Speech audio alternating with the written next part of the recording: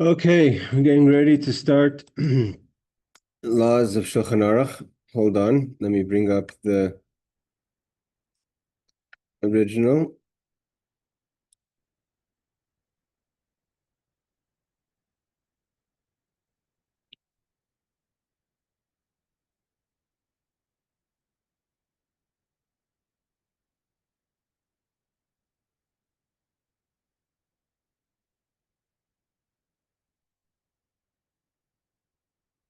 Okay.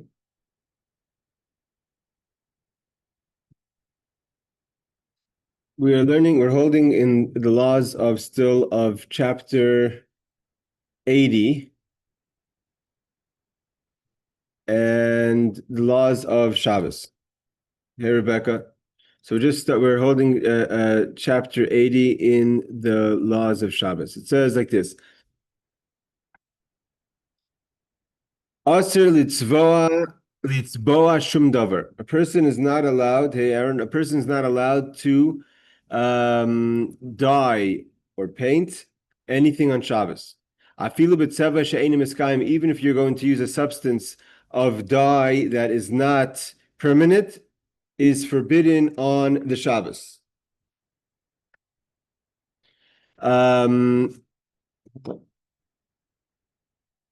Therefore,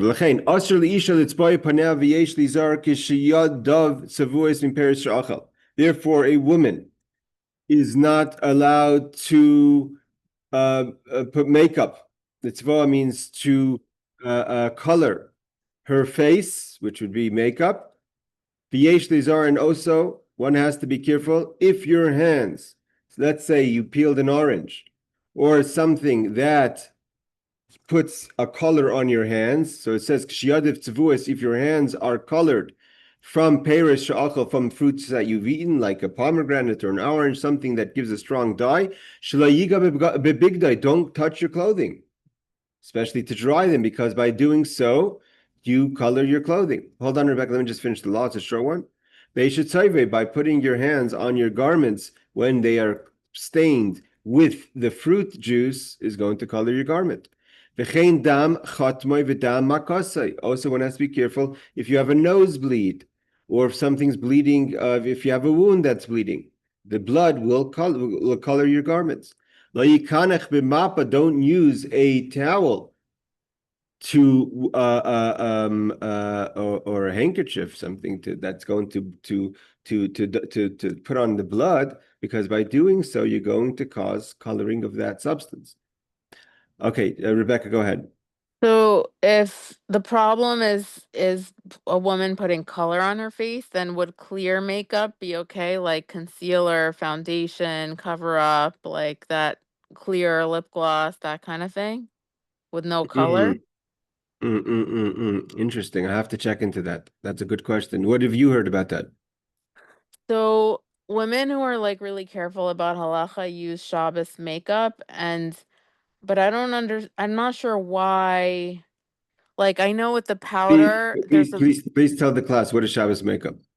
okay. So some Shabbos makeup is like it stays on for like a very, very, very long time. Mm-hmm. Like it's made so that it lasts for like 48 hours or whatever, so it lasts even on Yom Tov, but often I don't know, it's like weird. It kind of looks weird, so like I don't like to use it. There's You're applying, sorry for cutting in, you're applying it, to be clear, you're applying it obviously before before the Shabbos. Okay. Yeah, Okay. yeah. And then there's other things like, for example, like I think there's things you can apply on Shabbos. Like, for example, there's like lip color that's like a powder, and somehow Rabbanim allow for like I guess you're not allowed to use a pressed powder, but if it's already like if it's not pressed, if it's loose, I think maybe you are allowed to put like there's some makeup that looks like makeup, but Rabbanim allow for it to be applied on Shabbos. There's like blush that's like a kind of powder that like you are allowed to apply on Shabbos. I don't know exactly how it works, but I was just wondering about clear. I guess I could look into it further. I will. That would be great if you could look into it and get back to us on the group. I'll also at the same time look into it on my side Okay. as far My as understanding is that like if powder, you can't take like pressed powder that's like packed into a thing and like separate it and loosen it and put it on your face. But if it's already loose powder, my understanding is that you can put that on. But I was just wondering about like liquid foundation and things like that. so the thing is like this, that in what we're describing as different ways. Barbara will get to your question in a second. Different ways of applying face wear. You have, like you said, the compact powder. So by breaking its tochen, that's not just an issue of applying the color, so to say, but it's also the issue of breaking up the powder, so that's causing a tochen, like grinding something. So that's also Hmm. on Shabbos, and this is especially nothing to do with food. Another thing is let's say the lipstick, you have the pasting it, the smearing it. Even if you would have clear lipstick, that could possibly be a problem because of how it's being applied. So there's two things here. There's the coloring, but what the law 42 is dealing with is the color aspect. But there could be other aspects of concern, like you said, the powder, of breaking the powder from a solid, like a harder powder to Yeah, packed loosening in. it. That's a problem of tochen. And then you could have a problem also of the smearing. That could be a problem as well. Right. What So about Vaseline, like dabbing, not smearing it, but like dabbing Vaseline on yeah, someone's well, lips? Is that allowed? that should be allowed. After, but I don't want to say anything without confirming. Okay, These are all thank you. excellent questions. Barbara, Yeah, you're on mute. I'm sorry. Uh, so in other words, so we would on Shabbos, we shouldn't wear any kind of coloring on our face. Um, and I know I've seen powder in the store, which is loose powder. But here again, you'd have to really kind of dust it on your face more than anything else, I would think, than just, smearing it on, applying it like, you're putting it on with like a sponge or something, because there's makeup sponges and stuff. Yeah, so those are all part of the concern. But I'm going to give Rebecca some homework. First, she's going to investigate on unclear. Hold on, Aaron, unclear makeup, and then she's going to give us a more thorough explanation on the ruling of the powders that are used. So Rebecca, your homework is cut out. Oh my goodness. Um, Okay. but You're Barbara, going to find us kosher makeup, Rebecca. what's your Well, makeup? that I could do. I could post those. I could post that in the chat. There's like, Okay. because I read these Jewish magazines that have ads for Shabbos makeup, so I could do that. Okay. That's So thank you. And Barbara, I just wanted to clarify that what Rebecca was asking and what we're talking about over here in the law. You just your wording. I want to make sure that your wording wasn't meant the way I heard it. Meaning to say the issue is not to have makeup on Shabbos. The issue is to apply makeup on Shabbos.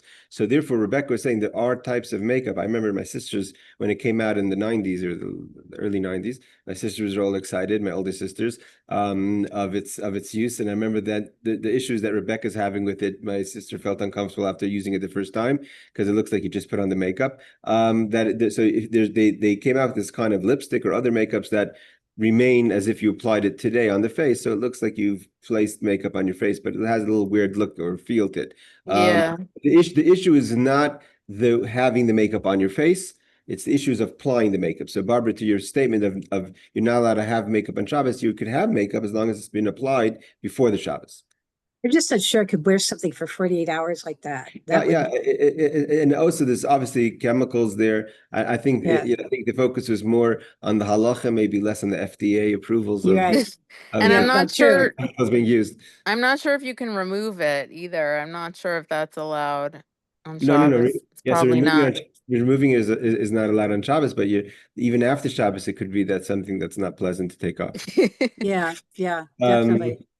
so let's see the foot. Oh, Aaron, go ahead, Yeah, Aaron. so you mentioned about grape juice and bloody noses. So you have a tissue. I'm Grape going to juice. make two statements.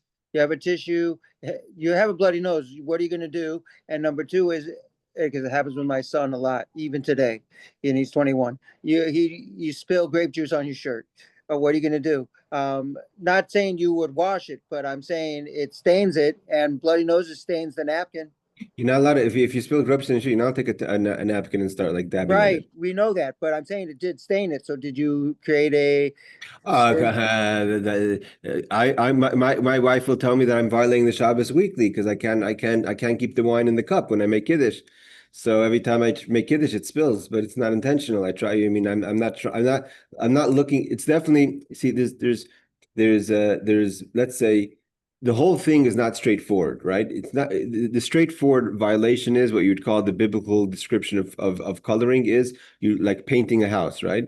So you're Right. looking to paint the house. Over here, we're talking about no one who opens an orange and puts them on their white shirt is looking to color their shirt orange. You're not happy with that. You're doing it just naturally, and you regret it the second afterwards, right? Yep. But you have to be careful because by it doesn't change the fact that you're actually coloring the shirt. So definitely, it's not a there's no kavana, there's no intention, it's not there's no machshava over here that you're looking to color. So and especially and here when you're holding the cup of wine and you have a white tablecloth and your hand shakes, God forbid, or whatever it is that happens, and it spills. People spill all the time. If I remember correctly, by the Rebbe's Farbrengen, there was a lot of spillage over there. If I remember, maybe I'm saying wrong. Maybe I'm thinking of Kiddush of kosher lebracha matzah yom tiv. But definitely I do that on a weekly basis. But my hand sometimes shakes, and the wine Chabad we spill the wine over the cup, so it's not unlikely for stainage to happen. I have to be more careful. But that I have no intention and no interest, and also I'm not happy for that. Right? There's a lot of things that you're not happy for doing. The Torah, for instance, talks about certain things that people do that are out of anger.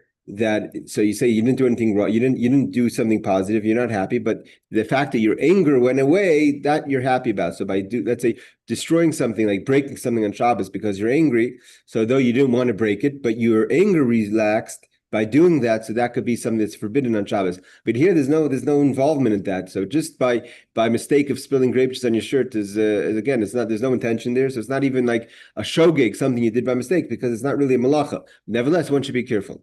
Okay, but let me just say, okay, some people have told me this.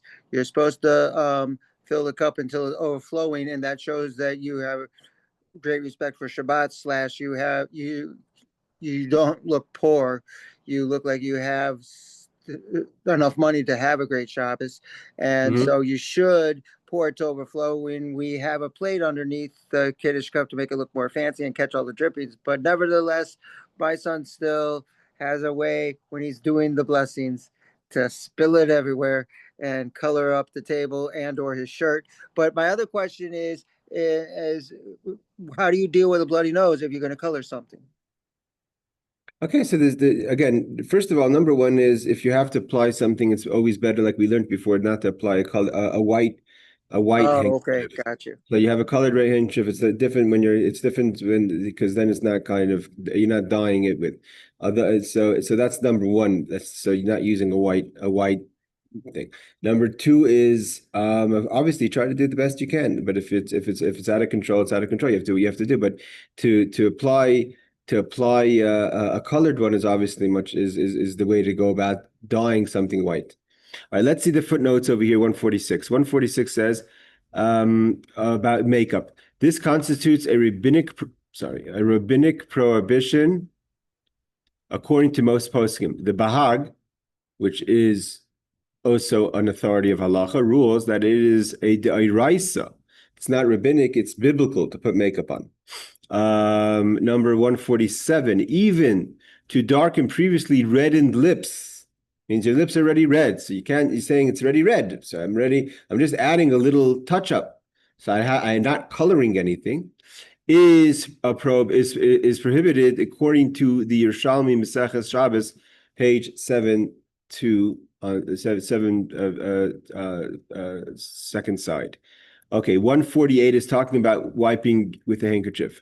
Shulchan Aruch 328:48 says this should not be done as an initial act, Magen Avram, but if there's no satisfactory alternative, you may be lenient since it is the way of soiling, not dying, right? Like I said before, you're soiling it. You're not happy about it. So therefore, again, that answers your question about if you can't do anything about it. So you're soiling the napkins. You're not dyeing it. So it's again, the prohibition here is the painting, the applying something for a positive. Here it's a soiling, so it's not the same thing. See Kitzur Shulchan Aruch 91:11. We'll get there hopefully when we finally finish chapter 80. All right. Now about dyeing of foods, right? We want to put in certain ingredients together. What about that? So it says ein litain karkoim l'toich hatavshel b'pnei shetzayve. You cannot apply saffron into your cooked food because it's dyeing it. And this is quoted from the Chaye Adam. Let's see footnote number 150. The Shulchan Aruch, however, and most poskim say that there is no prohibition against coloring food on Shabbos. However, you may not color water for decorative purposes. Meaning to say, this is a good question because you have a lot of this. Saffron is one thing. We have, the yeshiva boys like mayonnaise and ketchup, right? So here you're putting together mayonnaise, which is white, with ketchup. So then you could equate that. The difference is obviously saffron, you could say, is just, so to say, coloring, whereas mayonnaise and ketchup are just mixing two substances together. So you're not coloring something, you're just mixing two ingredients. So that's different than putting in a powder of saffron that causes the whole dish to change.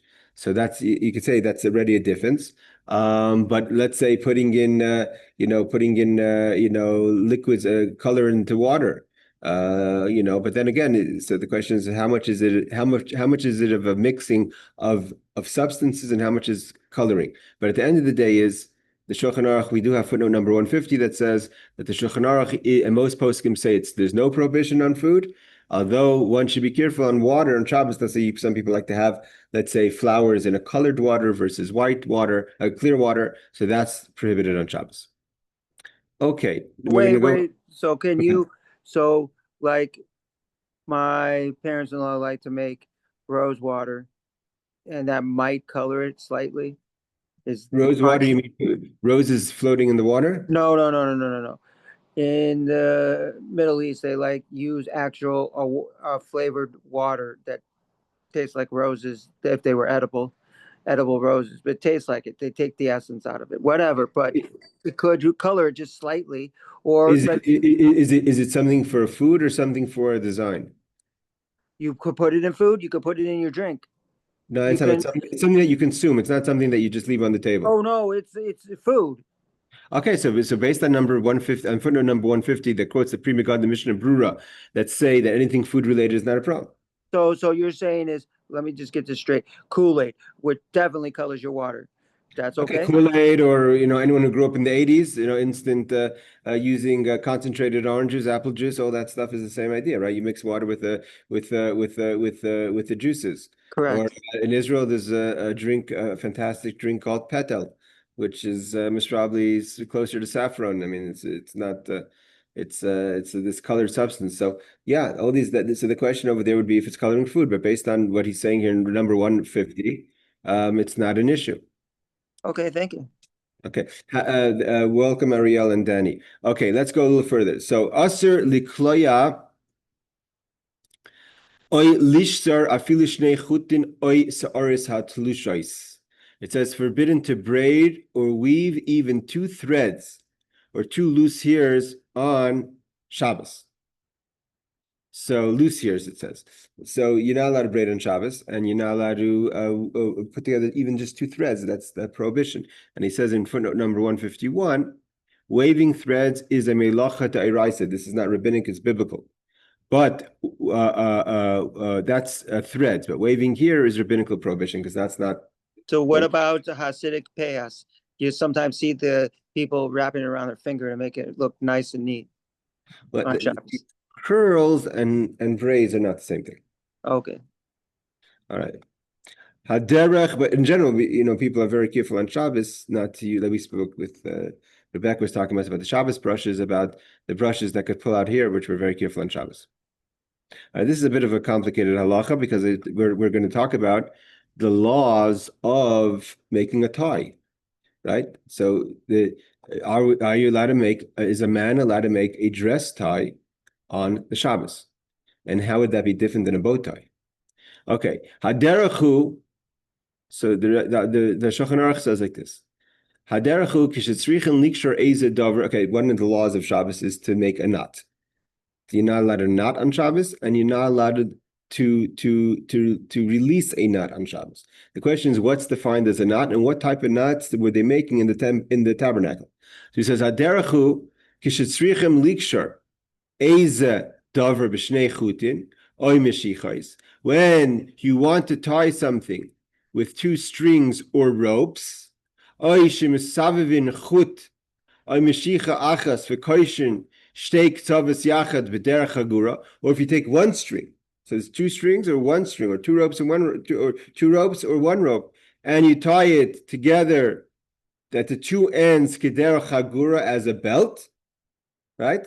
So today we have belts that are not done in knots. We have belts that are done with the metals, but in those days it was done by knots. But you have also gartel, and you have a lot of women, part of their dress is to have a kind of a belt that ties in a knot around, or a bow around their waist. So are you allowed to do that on the Shabbos? So he says again, so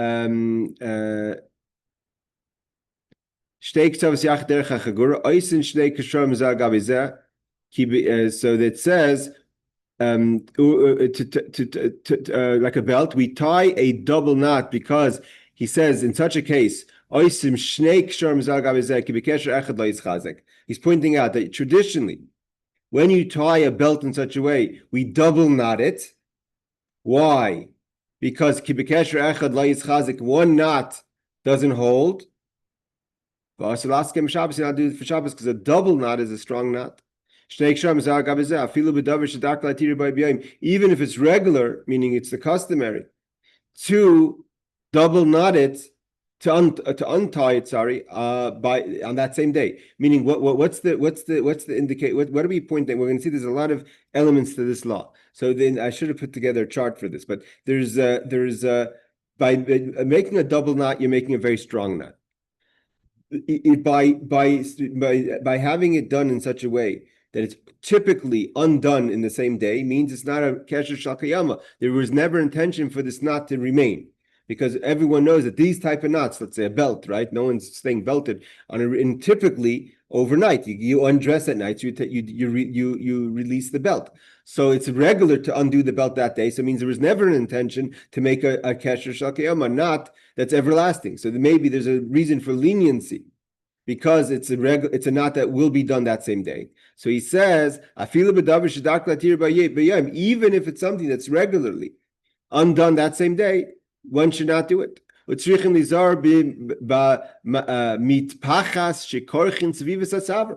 says, and we'll see the footnotes on all this before we ask questions. And one should not even be careful of double knotting the what's it called? Not a shawl, a scarf, right? A neck scarf.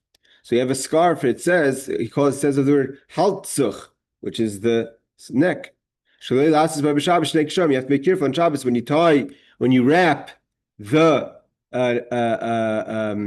scarf around your neck on Shabbos. Don't do it in a way that you're double knotting.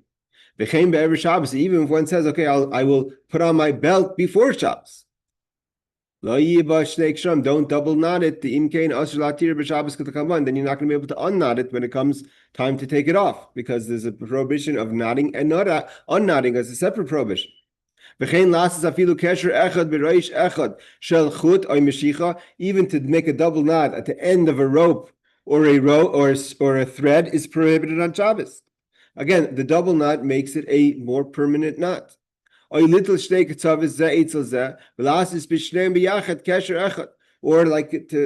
they call it? It's not called a scout's knife, a knot, but to take the two threads together like this and wrap them together and put it is also a problem. So the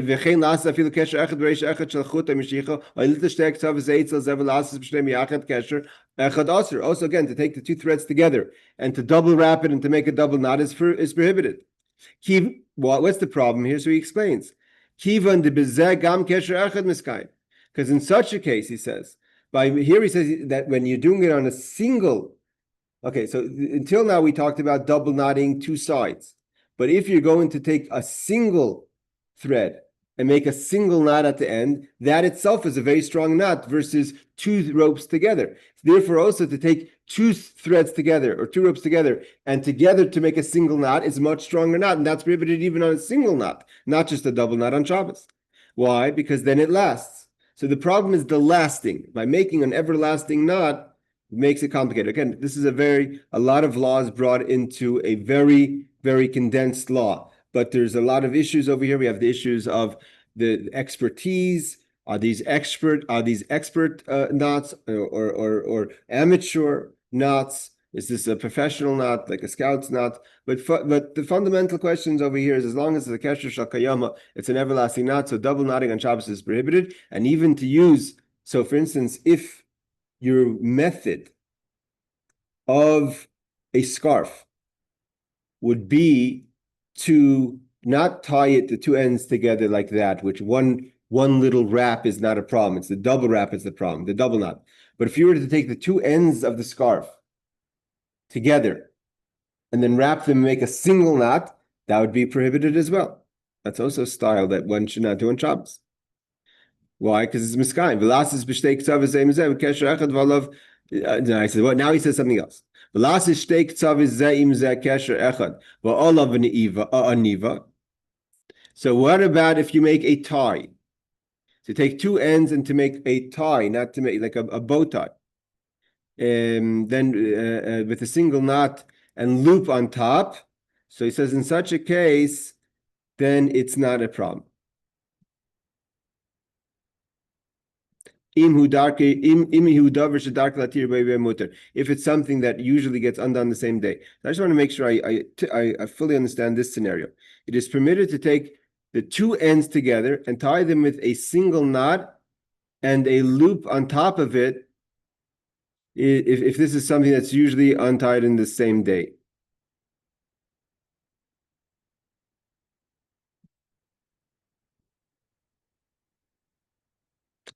I understood when I learned this to be a bow tie, because he said before, similarly, to make even one knot at the end of a string of rope, or to hold two ends together and make a knot, one knot with them, is forbidden.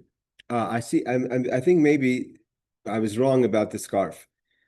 I think the prohibition of taking the two ends together and wrapping it together, making a knot, would be if there's just a rope to get there's a rope and you're not creating a loop. But I believe that a scarf by definition is a loop because it goes around your neck.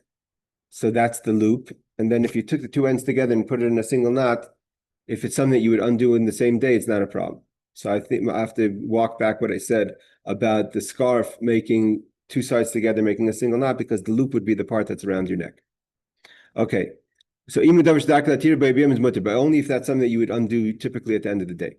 And it's not something you would typically undo, but at the end of the day, it's prohibited. So the same thing would be not just about a scarf. Same thing would be about a waist belt. That if you were to take the two ends together and not tie it in a single knot, but the two ends together make a single knot that way, although it is a stronger knot, but because the part around your waist is the loop. So v'im lav aser. I'm assuming that would be the way what they're saying is imu davar shdak latir b'yom v'im lav aser afilu imu daite latir b'yom. Even if you yourself say I want to undo it at the end of the day, but it's not typically undone at the end of the day, it's still prohibited. Mutar afilu harbe. But to make two loops, one on the other, is permitted, and it is permitted to make even many loops, even if it is intended that they remain many days, because loops is different than making knots. Okay, any questions before we go to this is not super simple, but it's basically the prohibition of knots. Any questions on this before we go to the footnotes? Okay, so let's see footnote number 152. Again, the question, the halal, when it comes to a tie, I just want to say, when it comes to a man's tie, so let's say it's not believed that the tie is a proper knot. It's very loose. It's not so like the regular typical way of making a tie, like the Windsor knot. So these are allowed on Shabbos, according to most opinions. It's permitted on Shabbos, but Chabad does have the concern of still being a little strict, and people should prepare the tie before Shabbos and lightly undo it and tighten it on Shabbos in a lighter way. So it's you're not making the knot on Shabbos. The knot's already made before Shabbos. So if you'd make it, let's say Friday night before you went to synagogue before Shul, and then just undo it, loosen it, and take off the tie Friday night and put it back on Shabbos day. If you want to use the same tie, that's better. That's a better choice than to redo the tie on Shabbos day. In being lazy, sometimes just leave my ties for a while in knots, and I could put them on and off for weeks or months at a time. I'm not sure, maybe that becomes a kesher shel kayama, that becomes an everlasting knot because I never take it out, but that's just me being lazy. Okay, 152. He says like this: according to the Mishnah Berurah, something that is tied Friday night and will be untied on Shabbos during the day is also permitted, because if it's less than 24 hours, it's considered the same day. So the Mishnah Berurah adds, it doesn't have to be specifically that you did it after Shabbos and within Shabbos you undo it, but if you do it within 24 hours, it's also not a problem. 153, he says, within 24 hours again. 154, he talks about you may make a loop or loops over a single tie if you intend to untie it that day, which is basically a bow tie, right? So you do a single knot, and then you make a bow. So to make a bow over the bow is also permitted. So basically, if I understand this, what he's saying over here, would mean, can you double knot your shoelaces on Shabbos, right? You're making a loop, then you're making another loop when you double knot it. So it says it's permitted. Okay, any questions? If not, we will move forward from this law. All right, happy it's understood. So here we say, this is the rule. Anything that you're not allowed to make on Shabbos, even if it was made before Shabbos, even before 24 hours, but if for whatever reason the halacha says, well, when this knot is not permitted on Shabbos, then you cannot undo that knot on Shabbos. Also, even if you didn't make it on Shabbos, or if you made it on Shabbos and you violated the Shabbos and you want to undo it now. However, makom tsar, yesh lahata de Yehudi. If there's pain involved, then you could ask a Gentile to undo the knot on Shabbos.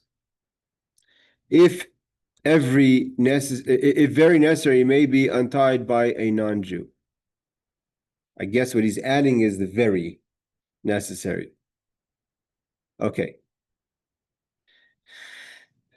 Law number 47.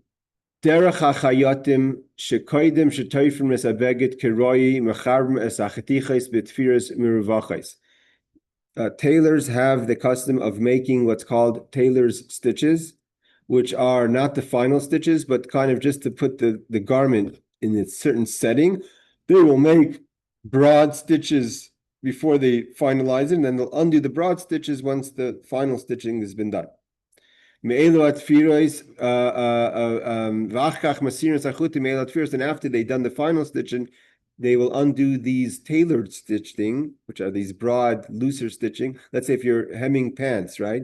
So he may make a few, or she may make a few stitchings around to keep up the pants, and then under that or over that, whatever you have, she'll do the final, proper sewing, which is of course forbidden on Shabbos. And then after they do that, they will take out that string. Usually it's a different type of string that's easy to take out, and another color. Usually it will be an off color, so they'll not forget to take it out. But what have you is that these are the stitches that are not meant for being permanent stitches. So what about using that on Shabbos? So he says, "V'asur la'asirim b'Shabbos." You're not allowed to take them out on Shabbos. So let's say you come back from the tailor, and you're getting dressed on the Shabbos, and you realize that the tailor forgot to take out the tailor stitches. So they're not real stitches, and they're loose, and it's a different kind of material. Can you just pull it out on Shabbos? It says no. So this would really apply to today men's suits. I mean, I'm familiar with men's clothing. I'm assuming this applies to women's clothing as well. A lot of times when you buy clothing, the label is also sewed on with a loose sewing, just for the label to stay on, whatever the label is, on the sleeve, on the cuff of the sleeve, and then usually one carefully removes it either by the tailor or themselves by pulling out those loose stitches. So that's forbidden to do on Shabbos. Footnote number 156. Completing a melacha, in this case tailoring, is a violation of the melacha called makeh b'patish, final touch of the hammer. So he says, what is the prohibition here? Even though you're saying this was never intended to be there and it was a loose kind of stitching, but you're actually fixing the clothing. That means that's the final act before the clothing are complete. After it's been tailored and everything's ready, you just have that final stitching that has to come out, and now it's ready. So that's actually a prohibition of makeh b'patish, which is the final bang of the hammer, so to say, where the job has been completed. In this case, the tailoring or the making of the clothing. Footnote, we continue with law number 48. What about garments that are made so that a string or strap may be inserted in them, such as pants or shoes, or a robe, to use a new garment and to put in the ropes or the strings on Shabbos is prohibited. Because it's like perfecting. Now you're fixing, now it was lacking. It's similar to makeh b'patish. The clothing wasn't finished yet. Now that you've put in the string, it's the final touches for you to be ready to wear it. So that's prohibited on Shabbos. But what about an old garment? Im ein hanekev tsar she'ein torach lachnisan mutar. If the hole is not narrow, so there's no bother inserting the string, let's say you need to change your shoelaces on Shabbos. So if it's in such a way that you have to really push open the hole on the shoe, it could be a problem. But if it's not doing that, it's just changing shoelaces, that's not a problem. But if it is bothersome to put in the string, it's not easy, it's prohibited. So, sometimes, again, the bachram have to put in the ends of the string and they don't go in well. You have to be careful with that. Footnote number 158. Obviously, we're not talking about belting on Shabbos, even new pair of pants, because even though he says ritzua in the chaluk in a robe, we're talking about like that's like putting in the final garment to make it ready. The robe, usually most robes are, the strings stay in the robe and remain there. But if you buy a new pair of pants on Friday or whenever you never wore it yet, right? And you put on the pants the first time on Shabbos, and you want to insert your belt, your dress belt, to hold up your pants on Shabbos, that's not like completing the garment. It has nothing to do with the garment. It's not really part of the garment. Whereas the belt on a robe is part of the garment. Okay, right? After most people, when they're finished wearing their pants, they'll take off the belt. You may put a belt through a new pair of, see the footnote number 58 is what I'm just talking about. You may put a belt through a new pair of pants, since you will not let it remain there. Okay, it's not like that's not like a robe permanently as part of the garment. So that's the difference between a robe and pants. So if you have a new robe, to put in the belt on Shabbos would be prohibited because that's how robes are. But to belt your pants, even new pants on Shabbos, is not a problem. Yes, yes, Barbara. So my robe, the belt comes out. I mean, it slides in and out. So when I wash the robe, the belt's out. So I can put that in on Shabbos, or I can't. I mean, I'm not going to launder it on Shabbos, but I mean, if it were to come out on Shabbos, I could put that back in. It's a good question about, but the questions, I think what it comes down to is when you're finished using the robe, let's say when it's not, what would you like? What you would, if you would like to keep your belt in on, and we're talking about a new robe. It's not talking about an old robe. We're talking about a new robe. So an old robe for sure is not a problem, that we mentioned. But a new robe they've never worn before, and your intention and desire is that the belt remains there as long as possible. If it does fall out, you'll put it back in, and possibly you'll wash it separately. Then you should better not do it on Shabbos. But if you're talking about, again, a new robe, an old robe is not a problem. So most people's scenarios are they're dealing with the belts of their used robe. But if you happen to buy a new robe on Friday and you haven't yet put the belt inside the robe, you shouldn't do it on Shabbos, because your intention is usually belts remain in robes even after one wears them. People don't typically like a pants belt. You don't take it off when you finish the robe. You don't take off the belt, right? And even some robes will have a light stitching to hold the belt in. Does that answer your question, Barbara? Yeah, it does. Yeah. Okay, So sure. no, it just slides in and out. So Yeah. Yeah, So but that's but not, the one that slides in and out by you is your old robe. So if it's an old Right. robe, that's not a problem. okay. Okay. Let's do one or two more laws. Law number 49.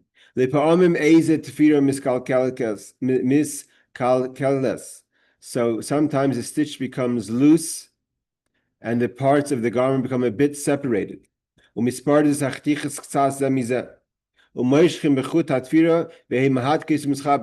say you have a stitching that's coming a bit loose, and all you have to do, let's say typically in the week, is you pull the stitch and kind of puts everything back together.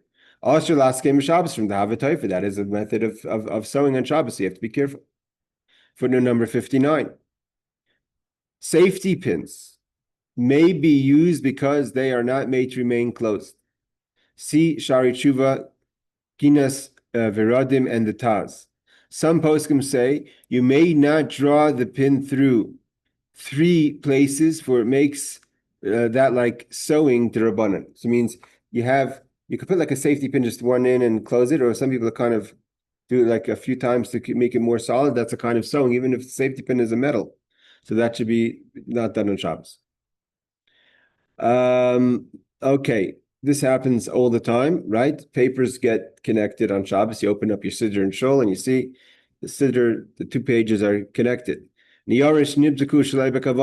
that's obviously not the intention. They became attached unintentionally. So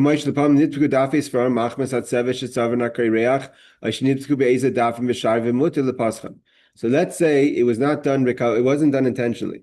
This does not apply if the printing process was done wrong. In a way, sometimes you have papers that are connected, the cutting hasn't been properly, so you can't cut the paper. But if sometimes there's ink or through use, foods or wax, he doesn't say food because obviously it's disrespectful to eat food over the sefer, but that happens sometimes also, or something sticky, whatever have you. But if the papers come together unintentionally, and it's not the intention to ever put them together in the first place, it just happened, it's permitted to open them on Shabbos. So that's something that happens all the time. So one knows if you're in the shul, if that's what it is. Again, if it hasn't been properly cut in the first place, and the pages are attached, and you want to rip the page, that is not permitted on Shabbos. If stuck together over a letter, you may not separate them, for it's like writing the letter. So here the Mishnah Berurah adds, you have to be careful where it is connected. If the letters, although he says there's ink that sometimes happens, that could be ink that's not letters, but ink that's a letter, that's a prohibition because you're creating the letter to be available. Number 161, but you may not cut open the page. Okay, that's what I said. If the page is, to use the scissors, you can't, but you could pull it open. That's not a problem.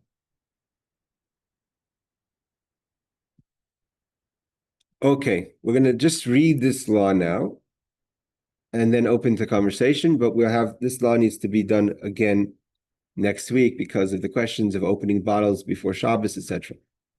Kelim shekarchu saviv PM b'matlis ukshur b'mashicha. Let's say the old, today it's less common, but today we have plastic covers or plastic tops. But those days if you had a jar, you would have a material over the jar. Let's say jelly. You could select fancy places buy the jelly. We have a material over the jelly, and you have a rope around the top of holding the material over the jar. So he says like this. If you have open vessels that were covered with a cloth and tied with a string, mutar lekarim b'Shabbos, is permitted to tear them open on the Shabbos, because you are spoiling. It's not a good way. Mutar l'tzarech Shabbos, and for Shabbos allowed to do it. So let's just see footnote number 62, and we're going to come back to this law next week. There are numerous details involved in this halacha. Okay, the footnote's already tackling the issues. There are numerous details involved in this halacha, and you should ask a posek. That's why he says, and we're going to do this again because there's a lot of questions here. If you have any doubt whatsoever, the main rules are, number 1, whatever may be opened must be opened in a way that the wrapper, etc., cannot be used after opening. To undo the wrapper in a way that you could put it back on, that's not makalkal. You're not ruining it. You're not spoiling it. So then you have to use it in a way that it has to be immediately thrown out.